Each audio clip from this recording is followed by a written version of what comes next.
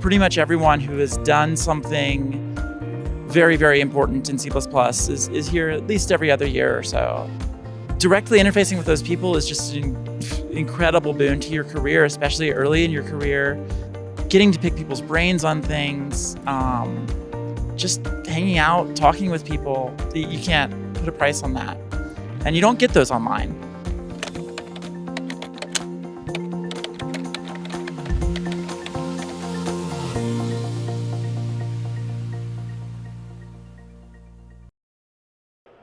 Hi, everybody. My name is Denis. I'm a performance engineer at Meta.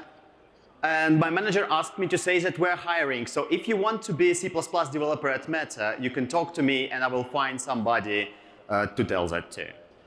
OK. So what about this talk? Like, I posted the slides on the Discord, unless I messed it up. But if you want to, you can follow along. tinyurl.com/dy/CppCon 2023. OK. My general assumption is that like most of you have never written any SIMD. And like if you did, that was like one function 5 years ago that sort of worked. So we're going to have a look at a few kind of more advanced and interesting examples on a really high level, specifically on memcmp, copy-if, and set intersection. Let's start with memcmp. One more thing, I will take questions in the end because I'm really tight on time. OK. So imagine that you are a libc developer, and you need to write memcmp. Well, the easiest thing to do would be to call something like standard mismatch and compare it byte by byte, right? However, very quickly you kind of think, I can compare more than one byte at a time. I can use int64s, right? And in theory, it should work. Like comparing int64s is the same roughly instruction as comparing, int8s. And so you should get the same time per comparison, but you will get 8 times the elements per one operation. Yeah, there's some tricks to it. Like, so for example, your pointers are not aligned to load in 64, so you need to use unaligned loads. This is how you do it in C++. Just use memcpy, and then it's legal. OK, who thinks that if this was beneficial, compiler would do it for you? Cool, a few people. Everybody else guessed correctly. Compiler doesn't do it for you. Like this is something I wrote. This is a chars, right? Calling standard mismatch. And the difference is 8 times, which is consistent with what we would expect, right? So because uint64 is 8 times bigger than uint8, right? And now let's add standard memcmp to the picture. That's another 4 times faster. How is that? Well, it's actually even more than 4 times faster, but they're really clever, so they use extra tricks. But the basic idea is that this machine has 32-byte registers. And so it does the same thing as we kind of did with int64, right? But it just compares 32 bytes at a time. Yeah. So, OK. These registers, these super wide registers, are sometimes known as SIMD registers. And there are multiple ways you can try to access them. We're going to use Eve library. Eve library is a Boost licensed open source library. You can totally use it. It's C++20. It's maintained by Joël Falcou, Jean-Thierry Laprest, and me. However, this is not a talk about the library. If you want to talk about the library, it's on YouTube. It's called SIMD in C++20 Eve of a New Era. In the library, we have algorithms. And specifically, we have if-algo mismatch. So let's see how that performs, right? Because it uses SIMD, it should be roughly the same as standard memcmp. Kind of is, right? So this is standard memcmp. This is our solution. This is int64. So again, about 4 times difference here, right? On this is x86, my home desktop. This is this laptop. And I have here that on this benchmark, we're actually beating standard memcmp that ships with Apple, right? Doesn't matter by how much. OK. So I mentioned there that this is on this machine, on that machine, right? Thing is that the SIMD extensions are not just available to you by default. You need to kind of opt in that, yes, my processor supports them, right? You need to know that. So you need to pass specific compiler flags. I'm not going to explain to you how, but I'm going to show you that this is important. So the same if algo mismatch, right, compiled in two different ways on the same machine will give you 2x difference, right? Both of these are still beating in 64s, never mind, you know, standard memcmp. Where is it? Oh, sorry, not memcmp, the standard mismatch. But like the 2 times difference is important. Okay. So presuming that it does what we want, let's look inside. What's inside mismatch, right? Well, actually, if happens to be a ranges library. So inside of mismatch, there's not really much code. There's just called findIf with zip. And we're really proud of that. We worked really hard to make that work, but this doesn't explain how to write SIMD algorithms. So let's pretend that we handwrite it.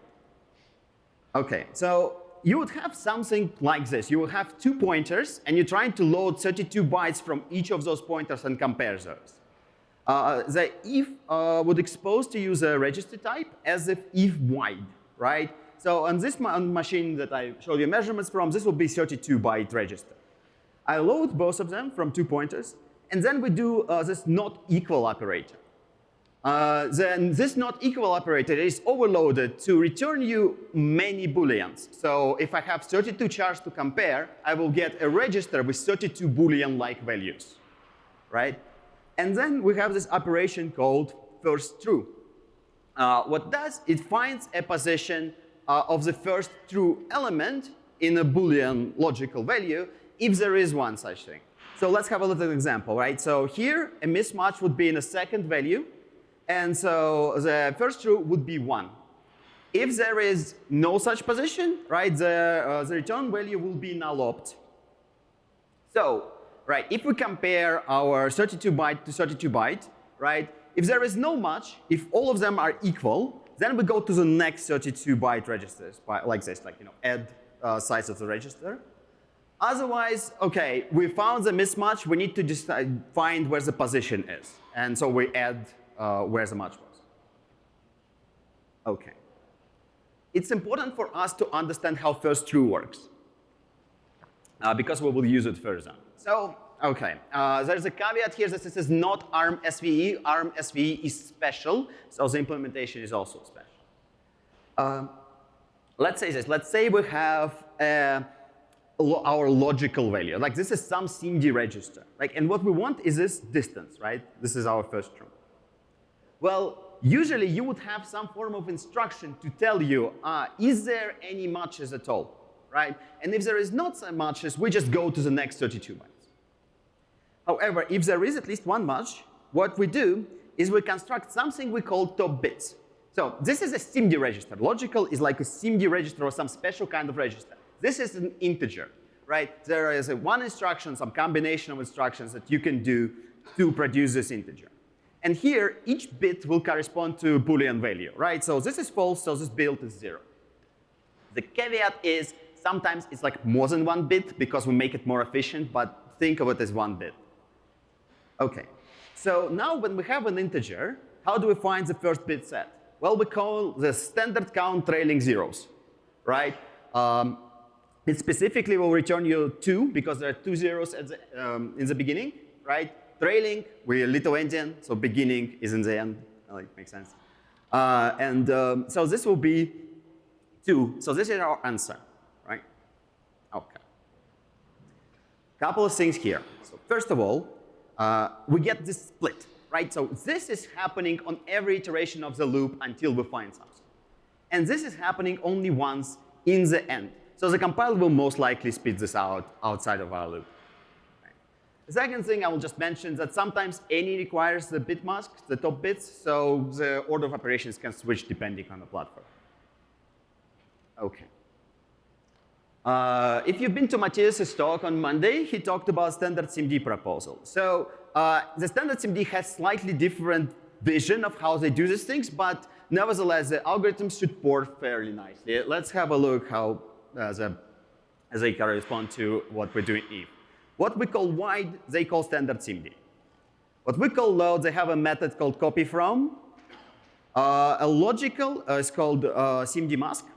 They have the same operator overloads. And finally, what we call first true, they split into two functions. They have a function called anyOf, and they have a function reduce min index that requires that anyOf returns you true, right? Perfectly fine with this interface, except I'm not wild about reduce min index, to be honest. I think the previous name, find first true, made more sense. Okay. So with this, we're kind of done with memcmp. Let's look at copyIf. CopyIf might cause confusion, right? Like, copy makes sense. You load a big register, you store a big register. How do you copyIf? There is this notion of compress in SIMD programming. So imagine this. You have a register, and then you have a mask, right? And what you do is you copy all the selected elements together to the beginning. Something happens with the rest. The reason why I'm calling this a notion of compress and not like a function compress is that depending on your platform, this can be super inefficient, all right? So in fact, in if we have a bunch of different functions, all have the name compress somewhere in the name. So specifically, this one, if compress copy. It takes a pointer, a mask, and an output pointer, right? And then it copies the selected elements together. The return type is where we stopped. So basically, you can hopefully kind of see how we can construct copyIf from this. We just compress, copy, compress, copy, compress, copy. Right? There are a few important variations to the function. First one, there is safe, unsafe. Basically, if I know I can write a little bit of extra data, like garbage, after the last element, the function can be much more efficient. The second is sparse dense. Basically, if we know that we are going to output very few elements out of the mask, we will use a different implementation of compressed copy. Let's talk about the interface to copyIf. This is the standard copyIf that we're all familiar with. Unfortunately, like, it's perfectly valid for scalar code, but for SIMD code, the output iterator is a problem, right? Because if we just accept one iterator, it means that we can only do safe compressed stores. I actually managed to talk to Bryce about it at one point and ask, like, how is standard ANSIG supposed to support it? The idea there was that they can allocate memory. So what they would do is they would allocate a buffer, copy if there, and then copy to the output. Okay. In if, everything is ranges-based. So we'll accept an input range and an output range. And we assume that all entire output range we can write. Like, if there is not enough space, we will stop. So hooray for safety. No worries, we will remove safety in some next release, for sure. Yeah, one thing, though, about the copyIf. Like, imagine if you have to, like, with this interface, imagine if you copyIf, like, you have 1 million elements, and you have 2 elements in the output. What you would like to do is you would like to copy until it fits into the output, do something, and then copyIf the next part. So what you want is you want to know where you stopped. I couldn't make it work. So for now, just doesn't support. OK. Let's talk about how compressed copy works. So there are 2 implementations. One is kind of pure SIMD using SIMD instructions. And unfortunately, it's way too much to explain here. Few keywords. So on IVX512 and SVE, so super modern computers, there are some instructions specifically designed to do this. There's a way that was developed by Stack Overflow user Akrit that we took that uses really, really tiny lookup tables. It was really cool. Peter Cardes, very famous Stack Overflow user, proposed a BMI2 solution that works really, really well if it's available. And finally, you can do switch and shuffle. The Stack Overflow user Zibazon has suggested a version of this with a slightly different one, but still acknowledge his contribution. OK, now let's talk about the second approach, which is kind of SIMD scalar, and it is more designed, very well suited for like when you have 1 or 2 outputs per register, so for very sparse outputs. This is what we're going to do. So it's input pointer, output pointer, elements, and the mask. What we're going to do is we're going to build the top bits, right? And now, where is the first set? Well, we know how to do that. That's count trailing zeros, and we copy that. Clear the last bit, repeat the process, right? So this is a loop, but if you have 1 or 2 matches per register, it is very, very fast. This solution was independently suggested by Peter Cardest and Ilya Albrecht. Let's look at the numbers. So how the benchmark works. You have no elements copied on the left, 100% of elements copied on the right. And in the middle, we can see the blue line. This is standard copy if behaving of this benchmark. The orange one is the biased one that we just looked at, the compressed copy scalar. And we can see that, for example, for 5% of elements copied, it's about 3.5 times faster than standard copy if, right? So the SIMD, it performs very stable. And it gives you, for example, a 3 times speed up in this case, right? Or 3 times speed up here. Kind of like, just to emphasize, this is the same processor, right? We didn't do, there is no kind of fundamental change, right? We rewrote the copy if, and we got a 3 times win. By the way, many of you, if you looked at that benchmark, you were thinking, hey, the 50% should be the slowest case, right? That's when the branch predictor fails massively.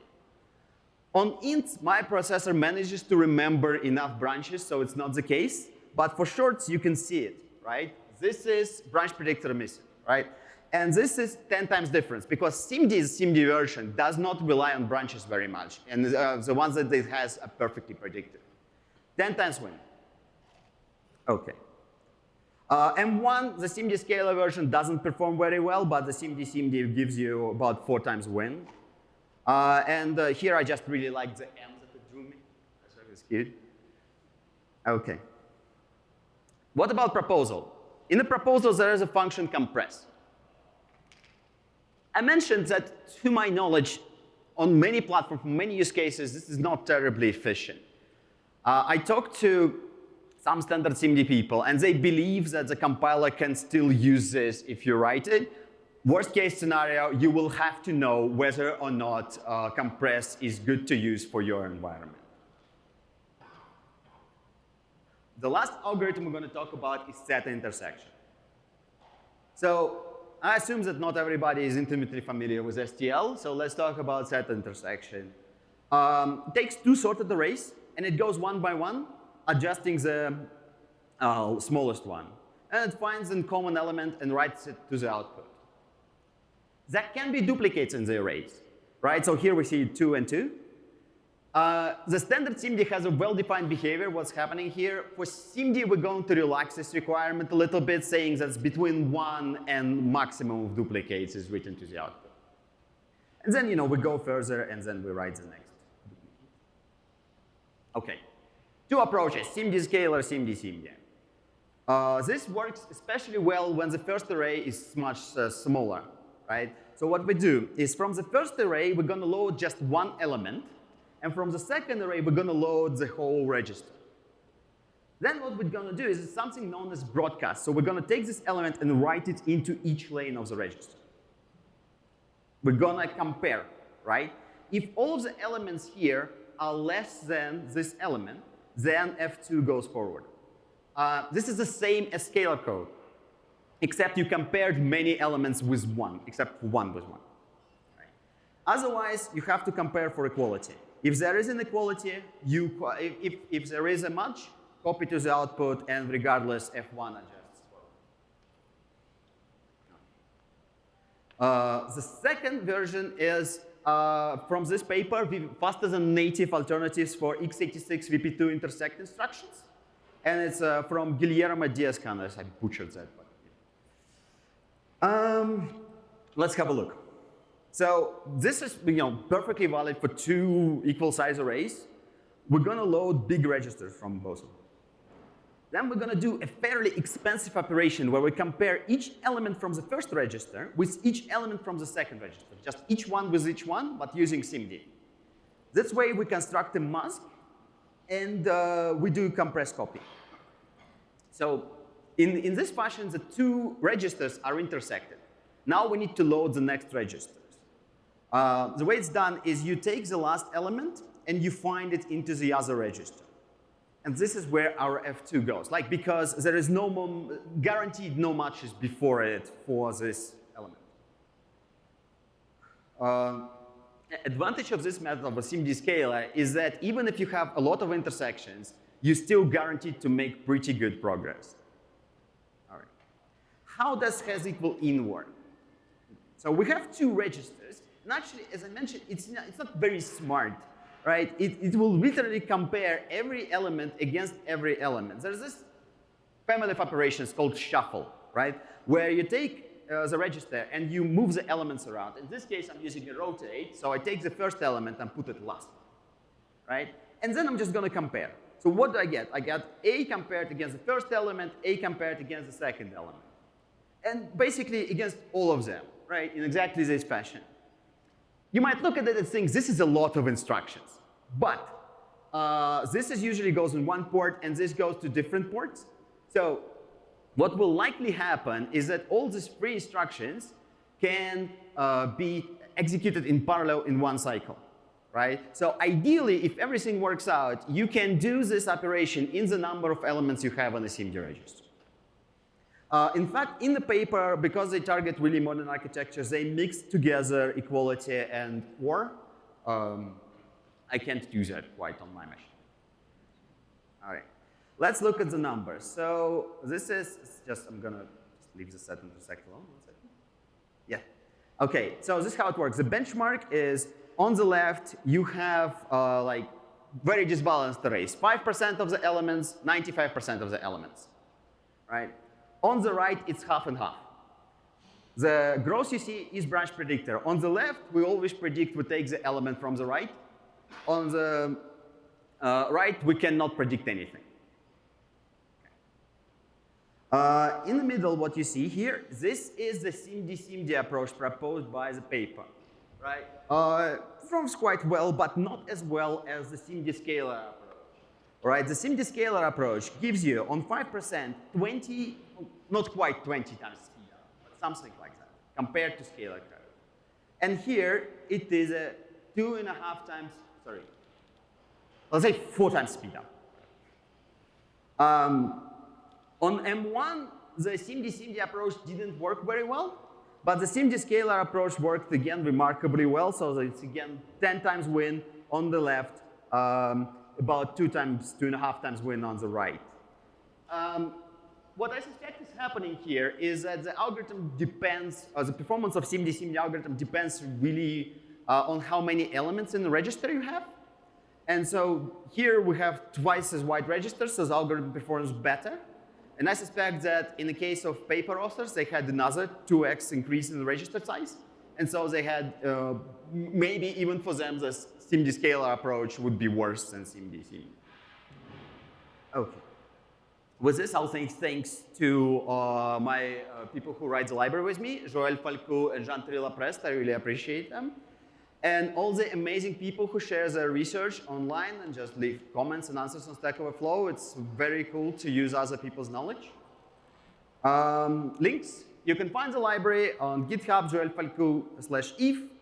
There's the presentations against in your Discord. My first SIMD, I gave another talk about SIMD algorithms, where I covered different algorithms. You can find it online. There's a talk about the library. I'm going to be giving this same presentation at Meeting C++, but there I have an hour, and so I'm going to be also covering sort. If you happen to be there, come. And finally, if you want to talk about SIMD, I think the best place, other than maybe Twitter, is CppLang Slack, SIMD channel. Very low volume, very high quality of conversation. And that's it. If you have any questions, I'm happy to answer.